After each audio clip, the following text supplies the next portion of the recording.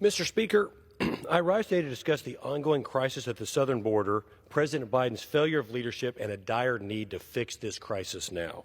Every year I hold a town hall in each of the 60 counties in the Big First District.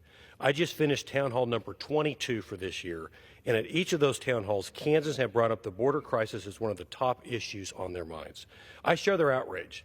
The crisis at our southern border is unnecessary, and President Biden has only escalated it.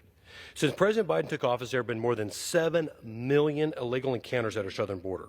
There have been 2 million known gotaways, just the people that we know about who avoided apprehension and entered our country illegally. That is nearly 13 congressional districts and is over 3 times the population of the state of Kansas. There have been 312 suspects on the terrorist watch list apprehended trying to cross our southern border. No one knows how many terrorists actually made it into our country.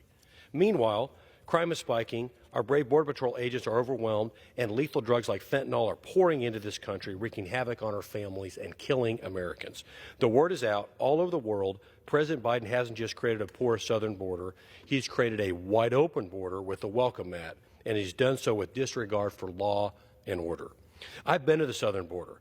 I saw human heartbreak, scared children, overcrowded facilities, and evidence of crime committed by Mexican cartels who are making $13 billion a year smuggling people and drugs into our country.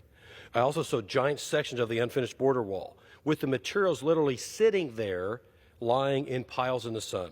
Finishing the border crisis isn't rocket science. It would just take a few common sense steps. House Republicans have done our job. 8 months ago, we passed H.R. 2, the Secure the Border Act.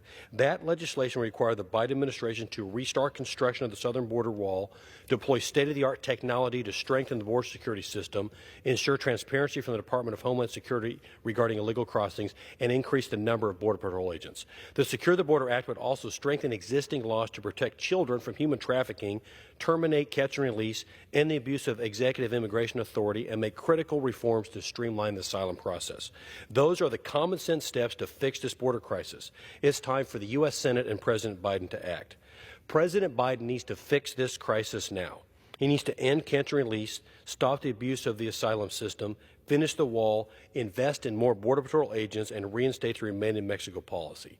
It is estimated that if President Biden would just reinstate the Remain in Mexico policy, which he inherited on day one of his presidency, and which was working until he reversed it, it would reduce the flow of migrants to the border by up to 70%. Again, the legislation to do all of this has already passed the House. President Biden could end this crisis today if he wanted to. Migrant encounters at the southern border hit a new record last month at 302,000, with 12,600 on December 18th, which was a single-day record. If that doesn't wake up the administration to reality, I'm not sure what will.